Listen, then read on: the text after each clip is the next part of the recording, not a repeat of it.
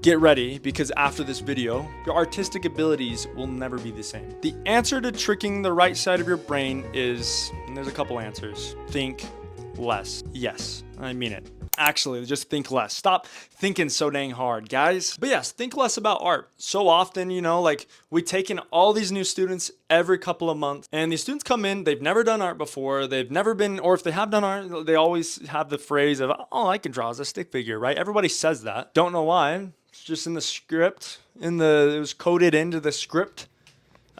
I don't know. It's kind of weird. Anyways, but you know what I'm talking about. And then by the end of the class, they walk out and they are like, no joke, they are as good as an art major in any college. I'm serious. And the simple reason is school doesn't really teach you how to use the right side of your brain. It doesn't teach you how to exercise the right side of your brain.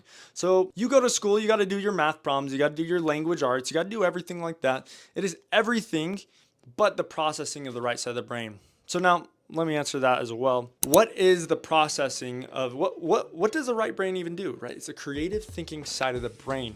So anything art, if you're drawing, painting, music is a really big thing, which I have a little twist on music that you probably want to hear as well. Maybe something about music and just media in general that is probably holding you back from doing art and could be the reason why you are struggling with, some aspect of art, right? It is color processing. It is meditation, which is kind of crazy. So if you think about it, when you're painting, when you're drawing, when you're sketching, you probably feel rejuvenated afterwards. Sometimes you get a little frustrated, but it's probably because you're not using the right side of the brain. Anyways, besides that, but it is meditative. You're meditating as you're doing art.